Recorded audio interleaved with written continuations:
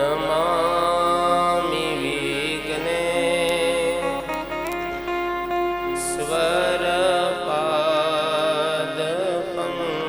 स्वरपादपङ्कजम् चिन्ता सन्तानहन्तारो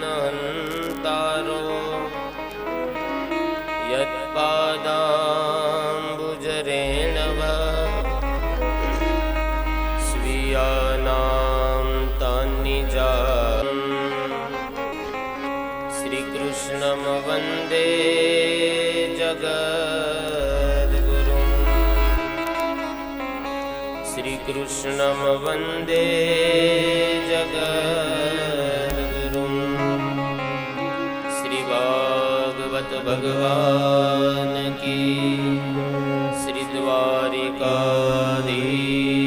की श्री रामचंद्र भगवान की श्री सोमनाथ महादेव की श्री हनुमान जी महाराज की श्री वल्लभाधीश की श्याम सुंदर श्री यमुने महारानी की श्री कुलदेवी मात की सुरापुरा देव की पितृनारायण देव की श्री सद्गुरु भगवान की गौ मात की भारत माता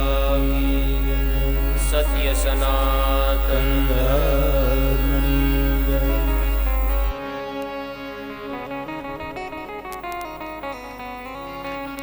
સર્વે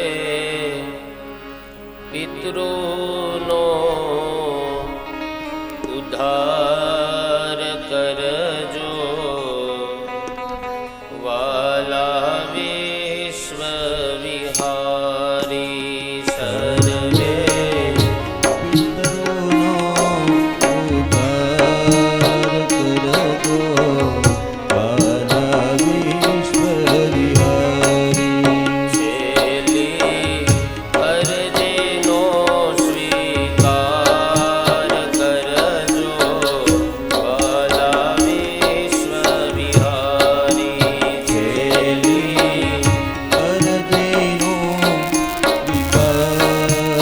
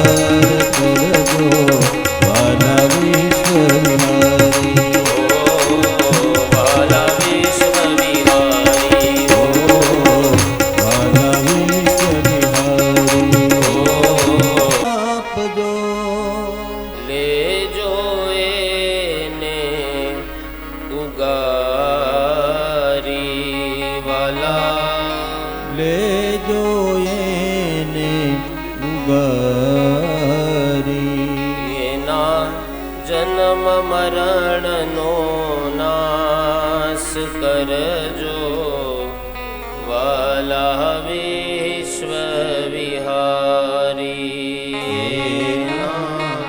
જન્મ મરણનો નાશ કરજો વાલા વિશ્વ વિહારી એને તમારા ચરણોમાં વાસ દેજો વાલા વિશ્વ વિહારી એને તમારા ચરણોમાં વાસ દેજો વાલા વિશ્વ વિહારી વાલા વિશ્વ વિહારી હરિ ઓમ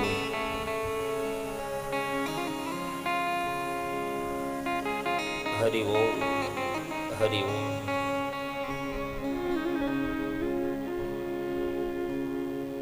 સર્વશક્તિમાન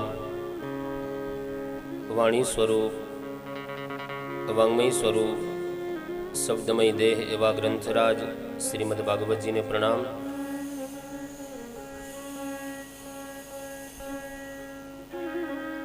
નંદનંદન યશોદાનંદન લાડલી લાલ અકારણ કરુણા વરુણાલય પીતાંબરધારી ભગવાન બાલમુકુંદ સ્વરૂપને પ્રણામ. આ પાવન ધરામાં વિલસી રહેલી તમામ દેવી દેવતાઓની દિવ્ય ચેતનાઓને પ્રણામ.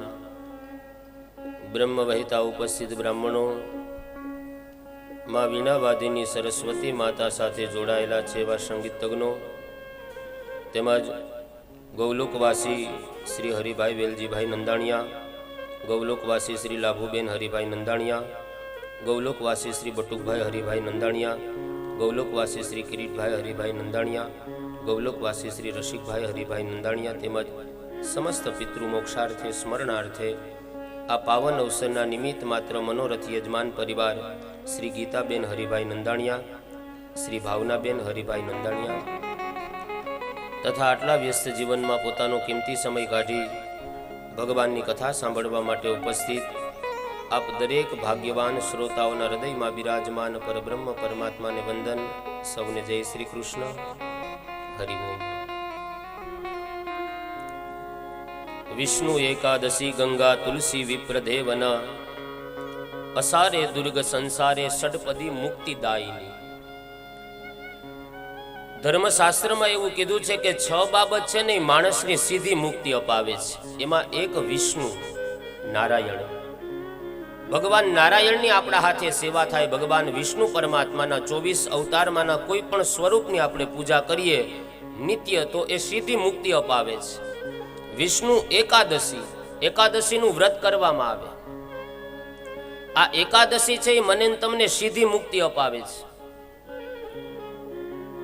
વિષ્ણુ એકાદશી ગંગા, ગંગાજીની અંદર સ્નાન કરવાથી કહે ભુક્તિમ ચ મુક્તિમ ચ દદાસી નિત્યમ. ગંગાજી મને તમને સીધી મુક્તિ આપે છે. તુલસી વિપ્રદેવન, ઘરના આંગણે તુલસીનો ક્યારો હોય, નિત્ય એની પૂજા કરવામાં આવે, દીવાનું દાન કરવામાં આવે, દીપદાન કરવામાં આવે તો એ તુલસી આપણને સીધી મુક્તિ અપાવે છે. વિષ્ણુ એકાદશી ગંગા તુલસી વિપ્રદેવન. કોઈ બ્રાહ્મણની પૂજા થાય, કોઈ ગુરુજનોની પૂજા થાય, સાધુ સંતોની સેવા થાય, એ સેવા સીધી મુક્તિ અપાવે છે. અને દેવન એટલે ગૌ માતાની સેવા કરવામાં આવે, નિત્ય ગાયને જમાડીને જમવામાં આવે તો આ 6 બાબત છે ને માણસને સીધી મુક્તિ અપાવે. એવો પરમ પવિત્ર આજે એકાદશીનો દિવસ અવસર પ્રાપ્ત થયો છે નારાયણની કથા સાંભળવાનો. તો આ બંનેનો સુયોગ મળ્યો છે. આ ભાગવત કથાના પ્રારંભમાં જ એટલા સુંદર યોગ બન્યા છે ને. એક તો રામનવમીના પ્રારંભ થયો છે. ચૈત્રી નવરાત્રિના 9મા નોરતામાં ભાગવતજીનો પ્રારંભ થયો છે. પંચાંગ ખોલીને થાકી જાય ને તોય આવા યોગ ક્યારેક પ્રાપ્ત નથી થતા. આ અનાયાસે યોગ પ્રાપ્ત થઈ જાય છે. તો ભગવાન નારાયણની કથામાં પ્રવેશ કરીએ, કથારૂપી ગંગામાં સ્નાન કરીએ, પાન કરીએ અને અસ્તવ્યસ્ત થયેલી જિંદગીને ભગવાનની અંદર મસ્ત કરીએ. કાલના કથા સત્રમાં આપણે જોયું, ભીષ્મ દાદા એ પોતાના દેહનો ઉત્તરાયણના સમયે ત્યાગ કરે છે. સૌનકાદી ઋષિમુનિઓ પ્રશ્ન કરે, મહારાજ, ઉત્તરાના ગર્ભમાં રહેલા બાળકની જે પરમાત્માએ રક્ષા કરી છે, બાળકના દિવ્ય જન્મ અને કર્મની કથા સંભળાવો. હવે પરીક્ષિત મહારાજના કર્મની કથા સંભળાવે છે. બ્રાહ્મણોએ ધર્મરાજ યુધિષ્ઠિરને કીધું કે તમારો આ પૌત્ર કહે છે સાર્વભૌમિક રાજા બનશે, પણ તક્ષક નાગના દંશથી આનું મૃત્યુ થશે. બ્રાહ્મણ કુળનો શ્રાપ આમને લાગશે. પણ ચિંતા ન કરજો, બ્રહ્મનિષ્ઠ એવા સદગુરુ સુખદેવ જેવા સમર્થ ગુરુના શરણે જઈ 7 દિવસ ભાગવત કથાનું શ્રવણ કરી અને ભગવાનના ધામને પ્રાપ્ત કરશે. ધીમે ધીમે પરીક્ષિત મહારાજ વૃદ્ધિ પામવા લાગ્યા. એ દરમિયાન સંત વિદુર ત્યાં આવે છે. વિદુરજી આવી બધાને સમજાવે છે. ધૃતરાષ્ટ્રને આવીને કહે છે, ધૃતરાષ્ટ્ર, આ પાંડવો તો એનો ધર્મ સમજીને તમારી સેવા કરે છે, પણ તમને હવે ભગવાનનું ભજન કરવાની ઈચ્છા નથી થતી? તમને હવે હરિસ્મરણ કરવાની ઈચ્છા નથી થતી? એ ધૃતરાષ્ટ્ર, વિદુર કહે છે, ચાલો હું તમારી સાથે આવું.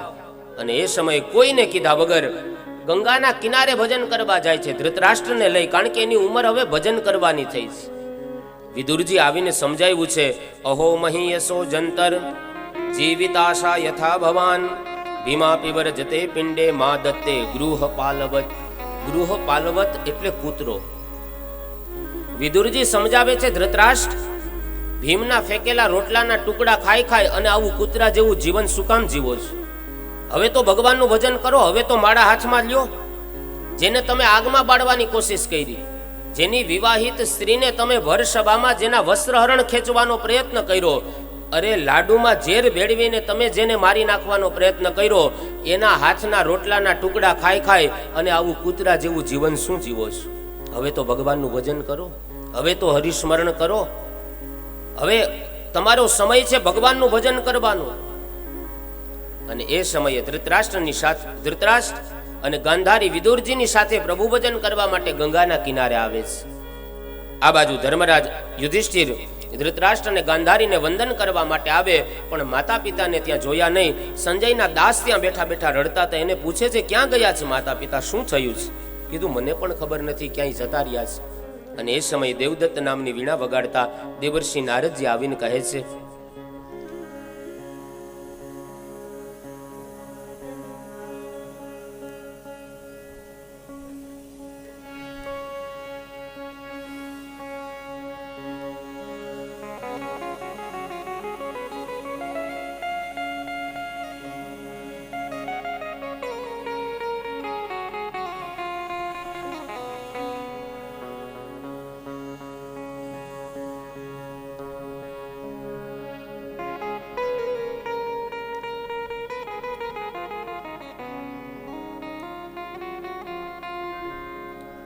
દેવર્ષિ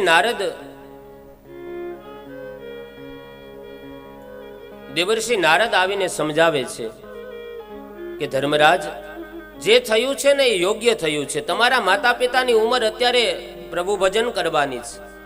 એ ગંગાના કિનારે ભગવાનનું ભજન કરવા ગયા છે. ત્યાં જઈ અને એના ભજનમાં તમે વિક્ષેપ ન પહોંચાડતા, એના ભજનમાં તમે ખલેલ ન પહોંચાડતા. જે થયું છે ને એ ઈશ્વરની માયાથી, ઈશ્વરની ઈચ્છાથી જ થયું છે. આ બાજુ ધર્મરાજ યુધિષ્ઠિર હસ્તિનાપુરના રાજા બને છે. પેલી બાજુ ધૃતરાષ્ટ્ર અને ગાંધારી પ્રભુ ભજન કરતા હતા. દેહ ભાવ છૂટ્યો છે.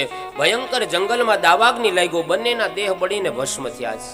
બંનેની દિવ્ય ગતિ જોઈ વિદુરજી ત્યાંથી આગળની યાત્રા કરવા માટે નીકળી ગયા. આ બાજુ હસ્તિનાપુરની રાજગાદી ઉપર ધર્મરાજ યુધિષ્ઠિર બેઠા છે. ધર્મરાજ યુધિષ્ઠિર જ્યારે હસ્તિનાપુરની ગાદી ઉપર બેઠા, ભગવાન શ્રી કૃષ્ણ તો સ્વધામ ગમન કરી ગયા. એટલે ધર્મરાજ યુધિષ્ઠિરે એ હસ્તિનાપુરની ગાદી ઉપર બેઠા બેઠા કલિયુગના આગમનના એંધાણ જોયા છે. બધા લોકોના વ્યવહારમાં છલકપટ જોયું છે. ક્યાંય શાંતિ જોવા ન મળી ધર્મરાજ યુધિષ્ઠિરને. લોકો બધા છલ કરે, બધા કપટ કરતા હતા. આવા સમયે ધર્મરાજ યુધિષ્ઠિર બધા જ પાંડવો મનમાં વિચાર કરે કે કૃષ્ણ વગરનું જીવન શું કામનું છે? જેમ સુગંધ વગરનું ફૂલ નકામું છે, એમ કૃષ્ણ વગરનું જીવન શું કામનું? એક કામ કરો, રાજા પરીક્ષિતને માતાના ગર્ભમાં જ ભગવાને એને દર્શન આપ્યા. આપણે તમામ રાજગાદી સંપત્તિ એમને સોંપી દઈએ અને આપણે બધા સ્વર્ગારોહણ માટે જતા રહીએ. બધાને વાત યોગ્ય લાગી. પાંડવો ભેગા થઈ અને હસ્તિનાપુરની ગાદી ઉપર પરીક્ષિત મહારાજનો રાજ્યાભિષેક કરે છે. તમામે તમામ રાજ્ય રાજા પરીક્ષિતને સોંપે. પાંડવોને દ્રૌપદી પાંડુકેશ્વરમાં ભગવાન શિવજીની છેલ્લી વખત પૂજા કરી અને હિમાલય એમના માટે સ્વર્ગની સીડી બને છે. બધા જ પાંડવો દ્રૌપદી એ સ્વર્ગારોહણ કરે છે. આ બાજુ પરીક્ષિત મહારાજ એ હસ્તિનાપુરના રાજા થયા છે. પરીક્ષિત મહારાજના લગ્ન ઉત્તરની પુત્રી ઐરાવતી સાથે કરવામાં આવ્યા છે. પરીક્ષિત મહારાજ એક સમયે અશ્વ ઉપર આરૂઢ બની રાજા હતા, એટલે નગરચર્યા કરવા માટે નીકળ્યા છે કે મારા રાજ્યમાં કોઈ દુખી તો નથી થતું ને, કોઈને મુશ્કેલી તો, જો આ રાજાનું આ ફરજ આવે છે, રાજાની જવાબદારી આવે છે કે મારી પ્રજાનું વ્યવસ્થિત પાલન તો થાય છે ને, મારી પ્રજા ક્યાંય પીડા તો નથી પામતી ને. રાજા પરીક્ષિત આવો મનમાં વિચાર કરી અને જ્યાં નગરમાં અશ્વ ઘોડો લઈ અને જ્યાં સવારી કરતા હતા એ સમયે એણે એક વિચિત્ર દ્રશ્ય જોયું છે. એવું દ્રશ્ય જોયું કે એક કલી, એક કાળો પુરુષ હાથમાં ખડગ લઈ બળદ અને ગાયને માર મારતો હતો, પીડા આપતો હતો. રાજા મનમાં વિચાર કરે કે મારા રાજ્યમાં આવો અધર્મ હું ન ચલાવી લઉં. ધર્મ અને ધરતીની રક્ષા કરવી પરીક્ષિત વિચાર કરે કે રાજા તરીકે મારી ફરજ બની જાય, મારું કર્તવ્ય બની જાય. હાથમાં ખડગ લઈ અને જ્યાં પરીક્ષિત પેલા કાળા પુરુષને મારવા જાય, એ કાળો પુરુષ એ રાજા પરીક્ષિતના શરણે પડી ગયો છે. રાજા પરીક્ષિત પૂછે છે કે તમે કોણ છો અને શા માટે ધર્મ અને ધરતીને તમે પીડા આપો છો? પેલો કાળો પુરુષ કહે છે કે હું કલિયુગ છું. અત્યારે આ ધરતી ઉપર રહેવાનો મારો સમય આવ્યો છે. અમે 4 ભાઈઓ છીએ, સતયુગ, દ્વાપર, ત્રેતા અને કલિયુગ. એમાં અત્યારે ક્રમશઃ આ ધરતી ઉપર રહેવાનો મારો સમય છે. તમે મને મારશો નહીં, કારણ કે હું તમારા શરણે આવ્યો છું. ધર્મવાન પુરુષ જે શરણે આવી જાય ને એના ઉપર ઘા ન કરે. રાજા, ધર્મ અને ધરતીની રક્ષા કરવી એ તમારું કર્તવ્ય છે, કે રાજા તરીકે તમારી ફરજ છે, પણ એ વાત ભૂલશો નહીં, જે શરણે આવે ને એની રક્ષા કરવી ને એ પણ રાજાનું કર્તવ્ય બની જાય છે. તમે મને માફ કરો, મને મારશો નહીં. અને એ સમયે રાજા પરીક્ષિત કહે છે કે તું મારું રાજ્ય છોડીને જતો રહે, તારે મારા રાજ્યમાં ન રહેવું. પેલો કલી કહે છે કે રાજન, સમુદ્રના સીમાડા સુધી તમારું રાજ્ય છે, તમારું બંધન બંધાયેલું છે. મને કોઈ એવી જગ્યા આપો કે જગ્યામાં હું કાયમને માટે વાસ કરું. રાજા પરીક્ષિત કહે છે પણ તારી અંદર કયો એવો સારો ગુણ છે કે હું તને રહેવા માટે જગ્યા આપું? કળિયુગની અંદર અનેક પ્રકારના દુર્ગુણ હતા, પણ એની અંદર એક ગુણ સારો હતો. કલિયુગ કહે છે મારી અંદર ઘણા બધા દુર્ગુણ છે, પણ એક ગુણ સારો છે. કહે યત ફલમ નાસ્તિ તપસા, જે ફળ તપ દ્વારા નથી મળતું, ન યોગે ન સમાધિના, સમાધિમાં બેસવા વાળાને જે ફળ નથી મળતું, તત્ફલમ લભતે સમ્યક, સમ્યક એટલે સારી રીતે. કલિયુગ કહે છે મારા સમયમાં કોઈ સારી રીતે જો પ્રેમ ભાવથી ભગવાનનું ભજન કરે તો કલૌ તદ હરિ કીર્તનાદ. કલિયુગની અંદર કહે છે મારા સમયમાં પ્રભુનું સ્મરણ કરવાથી, કીર્તન કરવાથી તમામે તમામ ફળની પ્રાપ્તિ થાય છે. કલિયુગ કહે છે મારામાં ભલે ઘણા બધા દુર્ગુણ છે, પણ આ એક ગુણ મારી અંદર સારો છે. તમે મને રહેવા માટે સ્થાન આપો, મને રહેવા માટે જગ્યા આપો. અને કલિયુગની યાચનાનો સ્વીકાર કરી રાજા પરીક્ષિત એને રહેવા માટેના સ્થાન બતાવે છે. કહે છે તારે 4 જગ્યાએ વાસ કરવો. કઈ કઈ 4 જગ્યા? અભ્યર્થી તસ્તદા તસ્મે સ્થાનાની કલયૈ દદો દ્યુતમ પાનમ શ્રિયઃ સૂના યતરા ધર્મસ્ ચતુર્વિધ.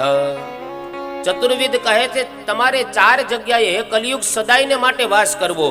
એમાં પહેલામાં પહેલું સ્થાન આપ્યું છે દ્યુતમ. દ્યુતમનો અર્થ થાય છે જુગાર.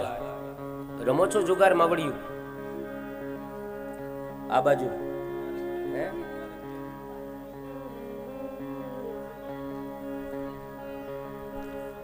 ઘણા હું કે ગોરબાપા અમે રમીએ તો ખરા, પણ ઘર ઘરના જ રમીએ. કૌરવો ને પાંડવો ઘર ઘરના જતા હો. પરિણામ શું આવ્યું? પહેલામાં પહેલું સ્થાન આપ્યું છે જુગાર. અને જે ભગવાન આ ભારત વર્ષની આ ભૂમિ ઉપર જે ભગવાન પ્રગટ થયા છે, ઈ ભગવાનના પ્રાગટ્ય દિવસે, જન્માષ્ટમીના દિવસે આપણે જો પત્તાને હાથ અડાડીએ, જુગાર રમવા માટે બેસીએ, તો ઠાકોરજી ક્યારેય રાજી ન થાય, દ્વારકાધીશ ક્યારેય રાજી ન થાય. જે જુગાર બંધ કરાવવા માટે ભગવાન શ્રી કૃષ્ણ રડ્યા છે, કૌરવ અને પાંડવોના ઝુકટાનો વિરોધ કર્યો છે. એક મદિરા દારૂ બંધ કરાવવા માટે યાદવાસ્થલી થઈ, એના માટે ભગવાનની આંખમાં આંસુ આવ્યા છે, અને એક જુગાર બંધ કરાવવા માટે. અને એ ભગવાનની જન્માષ્ટમીનો ઉત્સવ આવે અને ત્યારે જો હાથમાં પત્તા લઈને બેઠા હોય ને, તો ભારત વર્ષનું બહુ મોટામાં મોટું આ દુર્ભાગ્ય કહેવાય. જો ઠાકોરજીને માનતા હોય, એની સેવા કરતા હોય, દ્વારકા વાળાને માનતા હોય, તો ક્યારેય પત્તાને હાથ ન લગાડવો જોઈએ. અને જો પત્તાને હાથ લગાડવો હોય ને, તો દ્વારકાધીશને માનવાનું છોડી દેજો. ભગવાન કૃષ્ણ એના માટે રડ્યા છે. પહેલામાં પેલું જુગારની અંદર વાસ આપ્યો છે. અને હા, જુગાર એટલે ખાલી 52 પત્તાની રમત જ નહીં. જ્યાં જ્યાં અસત્યનું આચરણ થાય ને, આ દરેક બાબત છે ને જુગારનું સ્વરૂપ છે. ઘણાના હાથમાં પન્ના નથી હોતા, પણ ઘણા મનથી જુગાર રમતા હોય છે. જ્યાં અસત્યનું આચરણ થાય, આ દેશના નેતા જનતાએ જેના ઉપર વિશ્વાસ રાખીને જેને મત આપ્યા હોય, જેને ગાદી ઉપર બેસાડ્યા હોય, એવા નેતા જનતાને આપેલા વચનોને સમયે સમયે પૂર્ણ ન કરે, તો એ નેતા માટે પણ એક પ્રકારનો જુગાર જ છે. સરકારી કર્મચારી હોય, સરકાર એને 7 કલાકનો પગાર આપતી હોય, અને એ સરકારી કર્મચારી ખાલી 3 કલાક જ એ નોકરી કરવા માટે જાય કર્મચારી, તો એ કર્મચારી માટે પણ એક પ્રકારનો જુગાર જ છે. જ્યાં જ્યાં અસત્યનું આચરણ થતું હોય, દેશનો વેપારી ચડતી પડતીનો વિચાર ન કરે અને મન પડે એવા અનાજના ભાવ વધારે ભેળસેળ કરે અનાજમાં, એ પણ એક પ્રકારનો જુગાર જ છે. અન્ય વક્તાઓ માટે નહીં, પણ મારા માટે કહું, આ વ્યાસપીઠ ઉપર બેસવા માટે આવું અને ભાગવતજીની કિંમત નક્કી કરીને એમ કહું કે આટલા લાખ રૂપિયા દક્ષિણા આપો તો જ ભાગવતજીની કથા કરવા માટે આવું, તો હું પણ એક પ્રકારનો મોટો જુગારી જ કહેવાઉં.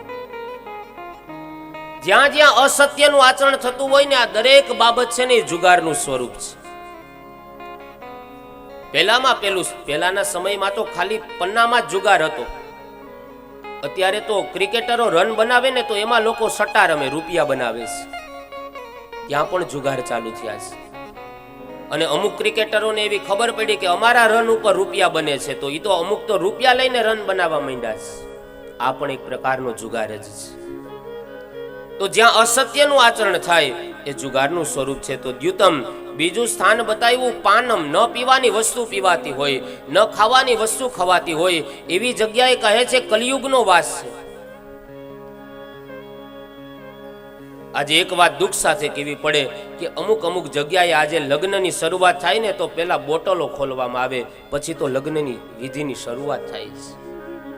આ કઈ જગ્યાએ આપણી સંસ્કૃતિ જઈને અટકશે? લગ્નને આપણે ત્યાં સંસ્કાર માનવામાં આવે છે, અને એમાં બોટલો ખુલે. જો હિન્દુના દીકરા હોઈએ ને, તો સાવધાન થવાની જરૂર છે. આ બોટલો ખોલવાની સંસ્કૃતિ આપણી નથી. અમુક જગ્યાએ આજે લગ્ન વિધિ કરાવવા જાય ને, બહુ દુઃખ સાથે વાત કહેવી પડે, જે કન્યા જે લક્ષ્મી સ્વરૂપ માનવામાં આવે, કન્યા લક્ષ્મી સમાખ્યાતા વરો નારાયણ સ્મૃત, વરરાજાને સાક્ષાત વિષ્ણુનું રૂપ માનવામાં આવે છે. કન્યાને સાક્ષાત લક્ષ્મી રૂપ માનવામાં આવે, અને કન્યા પધરાવો સાવધાન બોલીએ, અને એ દીકરી ઓલું કંઈક એના ભાઈઓ હોય આમ ચૂંદડી જેવું હોય કંઈક ઉપાડે, અને એની નીચે દીકરી નાચતી આવતી હોય. આપણી સંસ્કૃતિ છે. વેવાઈ વેલા બેઠા હોય, વડીલો બેઠા હોય, એના બધાના મોઢા નીચે ઝૂકી જતા હોય છે કે આ જોવાનું અમારે. અંગનું પ્રદર્શન કરે. નાચવું કઈ ખોટું નથી. મીરા નાચી છે, ભગવાન દ્વારકાધીશની સામે નાચી છે. નરસિંહ મહેતા નાચ્યો છે, ભગવાન દ્વારકા વાળાની સામે નાચ્યો. નાચવું ખોટું નથી, પણ સંસારની સામે શું જરૂર છે? કન્યાને સાક્ષાત લક્ષ્મીનું રૂપ માનવામાં આવે છે, અને એ દીકરી નાચતી આવે, બધા માંડવામાં બેઠા હોય, વેવાઈ વેલા બેઠા હોય, વડીલો બેઠા હોય, વૃદ્ધો બેઠા હોય, એના બધાના શરમથી મોઢા નીચે ઝૂકી જતા હોય છે. કે આ કેવા દ્રશ્ય અમે જોઈએ છીએ? આ શું જોઈએ છીએ? માટે ખાસ આવા દૂષણોથી સાવધાન થવાની જરૂર છે. લગ્નને સંસ્કારના રૂપમાં ઉજવવા જોઈએ. લગ્ન છે ને એ વિવાહ સંસ્કાર છે. જેવા તેવા અંગ પ્રદર્શન કરવા માટે એ ઉત્સવ નથી. આનંદ કરવો જોઈએ, એમાં ના નહીં, પણ ન થવાનું થતું હોય ને ત્યારે વડીલોએ પણ આગળ આવવું જોઈએ અને આંગળી ઉઠાવવી જોઈએ કે બેટા આ અયોગ્ય થાય છે. બાકી આનંદ કરવાનો દિવસ છે, આનંદ કરવો જોઈએ, પણ ધર્મની મર્યાદામાં. સમય છે, યુગ છે, સમય પ્રમાણે પરિવર્તન થશે, સમયની સાથે હાલવું પડશે, પણ હાવ હાલી ન નીકળવું. સાવધાન થવાની જરૂર છે. અને એમાં વડીલોએ ખાસ યુવા પેઢીને એ બાબત ઉપર ટકોર કરવાની જરૂર છે. લગ્નમાં આજે બોટલો ખોલે ને પછી લગ્ન વિધિની શરૂઆત થાય છે. હમણાં એક જગ્યાએ કંકોત્રીમાં લખ્યું હતું કે દારૂ પીતા હોય ને એને લગ્નમાં ન આવવું, તે હચોડો વરાજો જ ન આવ્યો. આ વાત હસવાની ચોક્કસ છે, પણ હસી કાઢવાની નથી. આના ઉપર થોડોક વિચાર કરવાની જરૂર છે કે આપણી સંસ્કૃતિ ક્યાં જઈને અટકશે. યુતમ પાનમ, ન પીવાની વસ્તુ પીવાતી હોય એ વિધર્મીઓ 2-5 મિનિટની એડવર્ટાઈઝ આપીને આપણને એમ કે દાને દાને મેં હે કેસર કા દમ, માણેકચંદ ખાવ, ગુટકા ખાવ, એમાં કેસરનું દમ છે. જો દાને દાને મેં કેસર કા દમ હોય તો તમારા ઘરમાં જે બાળકો છે એને ખવડાવો ને. તમારા ઘરથી શરૂઆત કરો ને, એડવર્ટાઈઝ આપવાની ક્યાં જરૂર છે જો કેસરનું દમ હોય તો. આપણા માઇન્ડને વોશ કરે છે આ વિધર્મીઓ. અને જેટલા માણેકચંદ ગુટકાની એડવર્ટાઈઝ આપવા વાળા છે ને એ તપાસ કરજો, બધા વિધર્મીઓ છે જે આપણા હિન્દુ ધર્મ ઉપર પ્રહાર કરનારા છે. માટે સાવધાન થઈને રહેજો. સન્ડે હો યા મંડે, એ સંસ્કૃતિ આપણી નથી હો. લાશ કો હાથ લગાતા હૈ તો નહાતા હૈ, બેજુબાન જીવ કો માર કે ખાતા હૈ. छोड़ देते हैं भोजन जिसमें एक बाल है, फिर क्यों खाते हो अंडा जिसमें एक माँ का लाल है. માટે ખાસ સાવધાન થવાનું. અને ઘણી જગ્યાએ અમુક ડોક્ટરો પણ એવી સલાહ આપે છે કે આ ખાવાથી શરીર તંદુરસ્ત રહે છે. હવે ક્યારેક તપાસ કરજો, એ ડોક્ટરો જે અભ્યાસ કરવા વાળા છે ને એ યુરોપથી અભ્યાસ કરીને આવે છે. અભ્યાસક્રમ ત્યાંનો ડોક્ટરનો જે અભ્યાસક્રમ છે ને યુરોપનો છે, અને એ જગ્યાએ ખાવા માટે અનાજ નથી, એટલા માટે ત્યાં એ વસ્તુ ખાવાનો ઉપયોગ વધારે થાય છે. એટલે એ જે કાંઈ અભ્યાસક્રમ આવે છે એમાં એ વાત બતાવી કે આનાથી આ કેલ્શિયમ મળે. પણ આપણી પાસે તો એટલું અનાજ છે, એટલા કઠોર છે કે જે કેલ્શિયમ એમાં મળે છે ને એનાથી ડબલ તો કઠોરમાં કેલ્શિયમ હોય છે.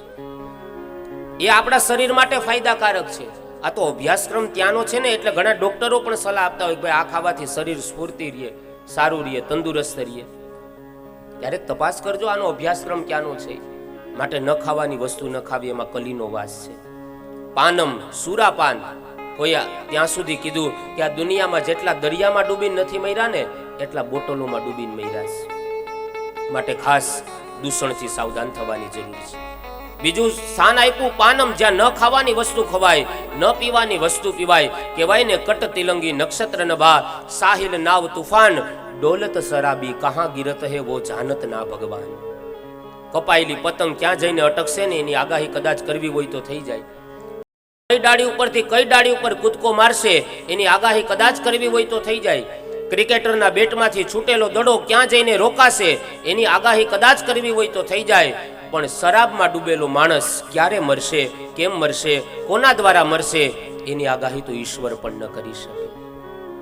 માટે ખાસ આ દૂષણોથી સાવધાન થવાનું છે. બીજું સ્થાન આપ્યું પાનમ, ન પીવાની વસ્તુ પીવાય ને ત્યાં કલીનો વાસ છે. ત્રીજું સ્થાન આપ્યું સ્ત્રીય, જ્યાં રેડ લાઇટ વિસ્તાર છે, સ્ત્રી પોતાના દેહનો વ્યાપાર કરે છે એવી જગ્યાએ કલીનો વાસ છે.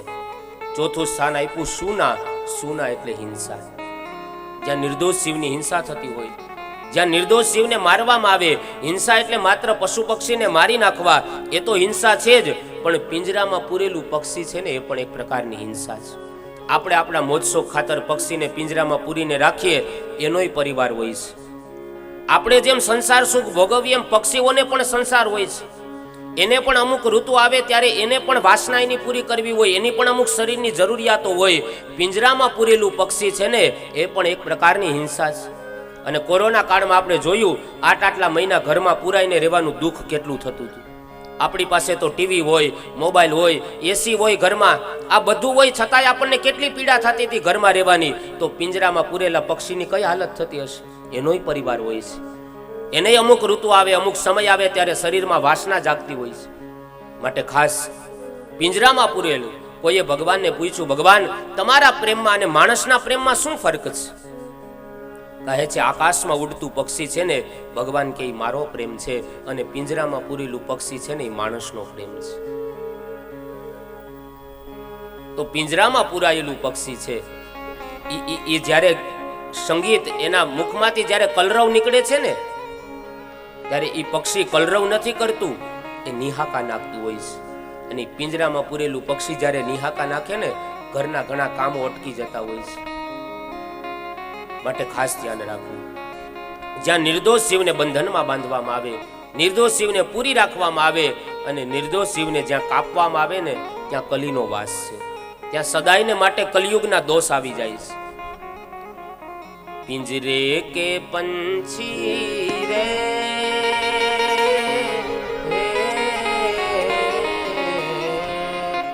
तेरा दर्द न जाने को, तेरा दर्द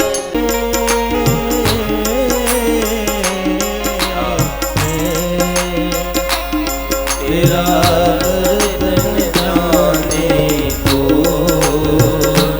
तेरा दर्द न जाने को, बाहर से खामोश रहे तू, भीतर भीतर रोए रे, भीतर भीतर रोए रे, तेरा दर्द न जाने को, तेरा दर्द न जाने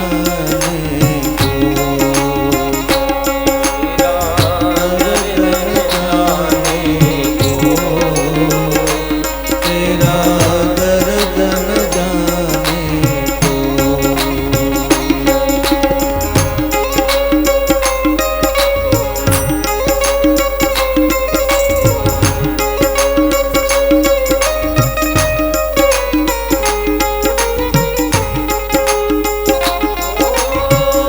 चुपके चुपके रोने वाले, रखना छुपा के दिल के तारे, विधि ने तेरी कथा लिखी है, विधि ने तेरी कथा लिखी है, आंसू में कलम डूबो,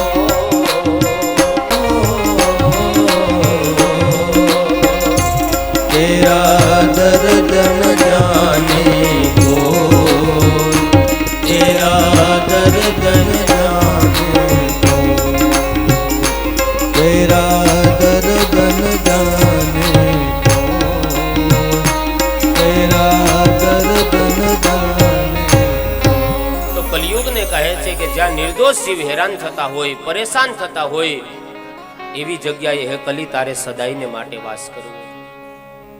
તો કલિયુગ એ ચાર જગ્યાએ રહેવા લાગ્યો છે. એક દ્યુતમ એટલે જુગાર, પાનમ એટલે સુરાપાન, સ્ત્રીય એટલે જ્યાં સ્ત્રી પોતાના શરીરનો વ્યાપાર કરે ત્યાં, અને હિંસા. આ ચાર જગ્યાએ કલી રહે છે. કલિયુગ કહે છે આ સ્થાન તો તમે મને આપ્યા, પણ મારો પરિવાર બહુ મોટો છે, હજી મને એકાદું વિશેષ સ્થાન આપો ને. પુનશ્ચયાચમાનાય જાતરૂપ મદાત પ્રભુ. પુનઃ જ્યારે કલિયુગે યાચના કરી, કીધું હજી એક સ્થાન વધારે રહેવા માટે આપો. એટલે જાતરૂપ, જાતરૂપનો અર્થ થાય છે સોનું. કલીને કીધું કે તારે સોનાની અંદર સદાયને માટે વાસ કરવો. સોનામાં કલિયુગનો વાસ છે. હવે ભાઈઓ તો બહુ ઓછું પહેરે, બહેનો વધારે પહેરે સોનું. એટલે કથા વિરામ થાય એટલે પોથી ઉપર મૂકી દેજો. કલિયુગનો વાસ છે, થોડી પહેરાય. અમે તો ગંગાજળ છાટીને પવિત્ર કરી નાખશું. એટલે ગામડા ગામમાં આમ બ્રાહ્મણોને ત્યાં કોઈ યાચક આવે ને, માગવા આવે, એટલે આમ વાતો કરતા હોય, કોઈ અન્નદાનનો મોટો મહિમા છે, અન્નદાન કરતા રહેજો, એનાથી મોટું કોઈ પુણ્ય નથી. પણ અમારે ત્યાં કોઈ યાચક આવે એટલે ગોરાણીમાં શું કે, એ આગળ જાજો બાપા, બ્રાહ્મણના ઘર છે. તો અન્નદાનનો મોટો મહિમા ગયો ક્યાં? ગામડા ગામમાં છોકરાઓથી ચકલી મરી ગઈ એટલે બધા છોકરા ડરી ગયા, બી ગયા. અરે રે, આપણાથી પાપ થઈ ગયું, હિંસા થઈ ગઈ, હવે શું કરશું? આપણે નર્કમાં જવું પડશે. એક કામ કરવું કે ગામના બ્રાહ્મણ દેવ પાસે જઈએ, એ કાંઈક રસ્તો બતાવે તો આ પાપમાંથી છૂટી જાય. છોકરા દોડતા દોડતા બ્રાહ્મણ દેવ પાસે આવ્યા. અરે ભૂદેવ, અમારાથી એક ચકલી મરી ગઈ, પાપ થઈ ગયું. અરે ચકલી મરી તો જીવ હિંસાનું પાપ લાગે, તો તમારે તેલના કડામાં ડૂબવું પડશે, લોહીની નદીમાં વહેવું પડશે, તમારાથી પાપ થઈ ગયું ને. એટલે છોકરાએ કીધું કે પણ દાદા કઈ માર્ગ તો હોય ને પ્રાયશ્ચિત કરવાનો, કઈ રસ્તો? કીધું હા, એક કામ કરો, સોનાની ચકલીનું દાન તમે બ્રાહ્મણને કરી દો ને તો પાપમાંથી છૂટો. કોને ચકલી મારી? હાલો હાથમાં પાણી લ્યો, સંકલ્પ કરાવી દઉં. અરે ગોરબાપા, તમારા છોકરાથી જ મરી ગઈ, બ્રાહ્મણના હાથે ચકલી મરી તો એનો ઉદ્ધાર થઈ ગયો, બ્રાહ્મણના હાથે મોત ક્યાંથી ચકલીની? એમ અમે કહેતા હોઈએ કે અન્નદાનનો મહિમા છે, પણ જ્યારે પુનશ્ચ યાચમાનાય જાત રૂપમ અદાત પ્રભુ, પુનઃ જ્યારે કલિયુગે યાચના કરી, સ્થાન આપે છે, કહે જાત રૂપ એટલે સોનાની અંદર તારો વાસ છે. હવે ક્યાં સોનામાં કલીનો વાસ છે? કારણ કે ગીતાજીમાં વિભૂતિ યોગમાં ભગવાન કહે છે કે ધાતુ નામ કાંચનોસ્મિ, કહે છે ધાતુઓની અંદર ભગવાન કહે છે સોનું છે ને એ મારું સ્વરૂપ છે. તો ક્યાં સોનામાં કલીનો વાસ છે? કહે એવા સોનામાં કલીનો વાસ છે કે જે સોનું કોઈ ગરીબોને હેરાન કરીને રૂપિયા પડાવ્યા હોય, કોઈ ગરીબોને દુખી કરીને એની પાસેથી રૂપિયા પડાવી લીધા હોય, અને એ ગરીબોના પડાવેલા રૂપિયામાં જો કોઈ ગરીબોના આંસુ છુપાયેલા હશે અને એમાંથી જે સોનું તૈયાર કરશું, તો એ સોનાની પીડાશમાં જો ગરીબોના આંસુ હશે ને, તો એમાં રહેલો કલી એ મને તમને નિરાતે સુવા નહીં દે. ऐसा अनीति से पाया हुआ सोना तुम्हारा सोना हराम कर देगा. કોઈ ગરીબોને હેરાન કરી, કોઈ દિન દુખી જનોને હેરાન કરી અને એની પાસેથી જે રૂપિયા પડાવી લીધા હોય, અને એ ધન જો આપણા ઘરમાં હશે ને, તો માણસને નિરાતની ઊંઘ ક્યારેય નહીં આવે. કહે છે તારે અનીતિના ધનમાં સદાયને માટે વાસ કરવો. કલિયુગને રહેવા માટે 5 સ્થાન આપ્યા, એમાં 5મું સ્થાન આપ્યું સુવર્ણ, પણ કહેવાય ને આપ હી ભૂલ મેં આપ હી બંધા. રાજા પરીક્ષિતે 5મું સ્થાન એ કલિયુગને સુવર્ણમાં રહેવા માટે આપ્યું, પણ પોતાની ભૂલમાં રાજા પરીક્ષિત પોતે જ બંધાવાનો છે.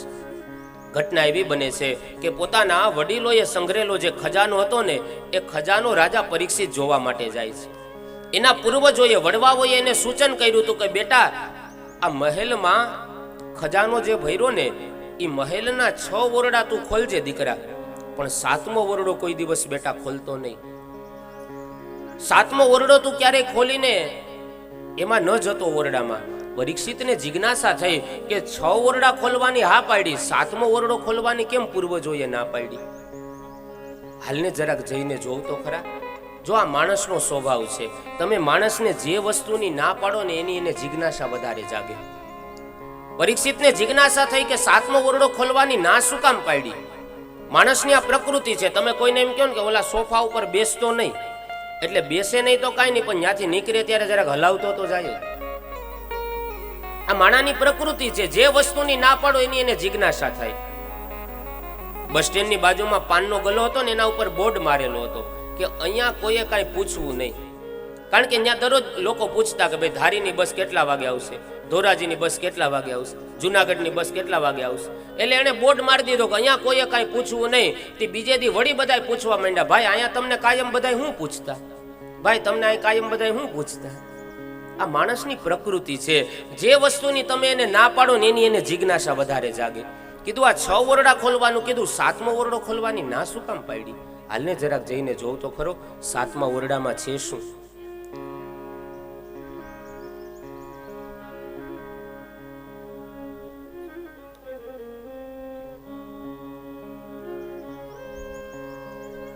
સાતમા ઓરડામાં છે શું? અને એ સમયે રાજા પરીક્ષિત જોવા માટે જાય છે.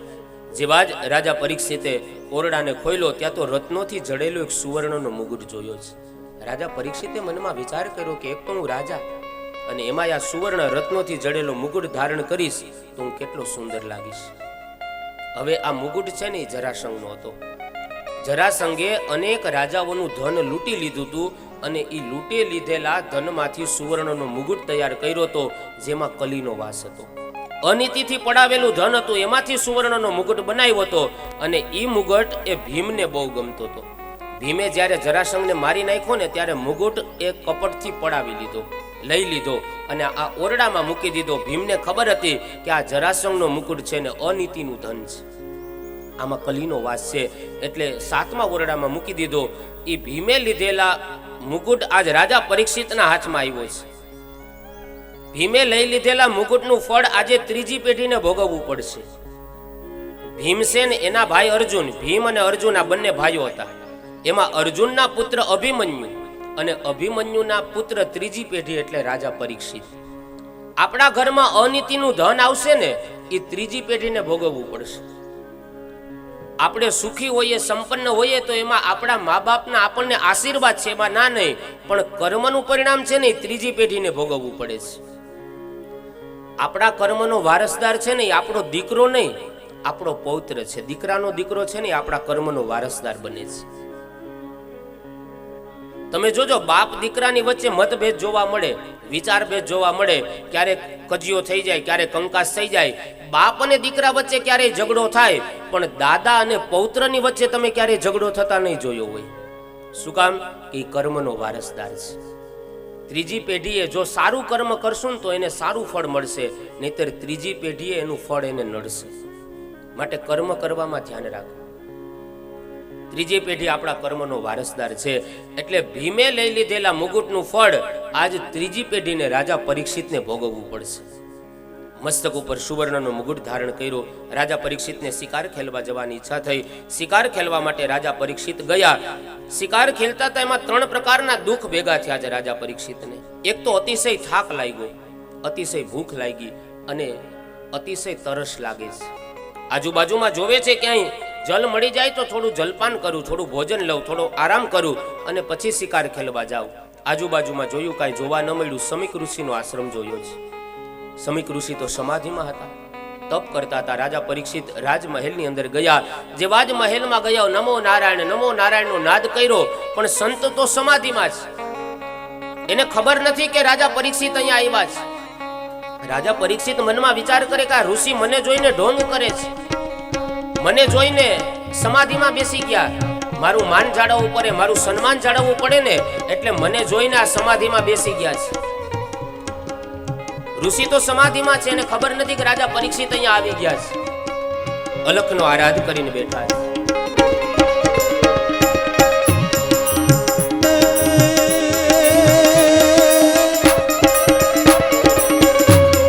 અલખના રે દાન